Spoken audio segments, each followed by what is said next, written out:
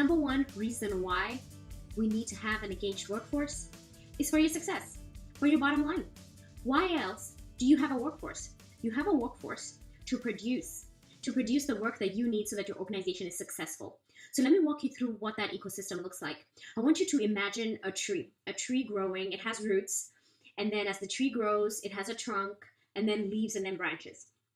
When you reference a tree, you can't say the leaves is the tree, and you can't say the branches are the tree, or the trunk is the tree, or the roots by themselves are the tree.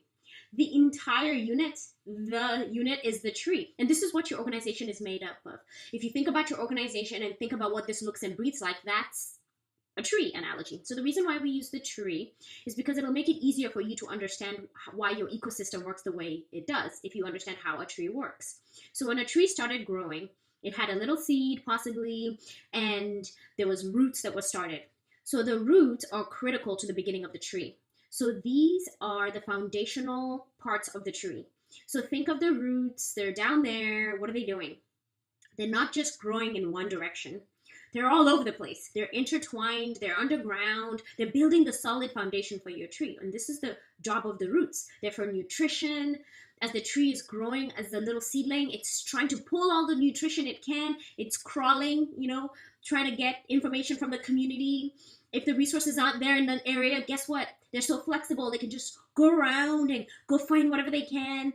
And there's trees that have miles and miles of roots, because this is what it takes for your organization to become successful. The roots are the organization. The roots is what the organization is built on, that foundation. So think of your organization itself. Think of the structures, the policies, the procedures, the systems, how things work. This is all built on what we call the roots of a tree. The second part of this is the trunk, right? So we have the roots, and then the trunk is formed. So this trunk is strong, right? I always like to say, when you're building an organization, you're not trying to build this little shrub, right? No. You're trying to build a great oak.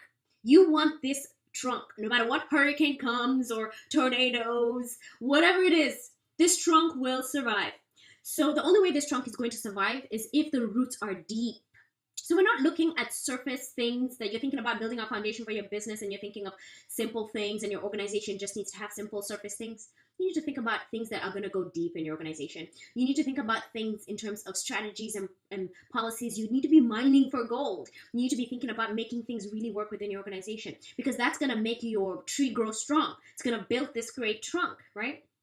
The strategy of the trunk is the leaders. Now, in this day and age, we all know that a leader is not appointed by a position. A leader is a leader in themselves. They're a person who knows how to get the job done. And not only are they able to get the job done, they're able to inspire other people to get the job done. So even though you're not supervising people right now, you're the leader. You need to be the CEO of your position. And that's how the organizations become successful. The trunk is the leaders. The trunk is the people who are building the organization and keeping the systems and policies and procedures that you have in place, making sure that, we've gone deep, and making sure that we have a great foundation, but keeping that foundation going, that is really what makes the organization successful. It's the leaders. They keep the system going. All right. So now as you go further up the trunk, you get into where it starts to split into branches. So sometimes there's a little bit of, the branches are part of the trunk, and then some branch out even more, and they get to be a little bit smaller, so they're like twigs. So when you think of the leaders, you think about your executive leadership team, the people at the top. They're the biggest part of the trunk. They have the biggest impact to play. And then it starts to go up, and you see the executive leadership team moves into senior leadership, and then your frontline managers. Now, when you look at a tree, there's leaves, right? So the leaves is what represents employees. So our employees need nourishment, right? So they need it from the trunk. They need it from the roots. They're the ones who make the organization shine, right? The employees, isn't a tree, when you see a tree, you don't just see a trunk and go, oh, what a great tree. No, well, some trunks are really intricate and they're beautiful, and they just by themselves are beautiful, just a trunk. But I will tell you, the trunk would not be anything if it didn't have these amazing leaves, photosynthesis.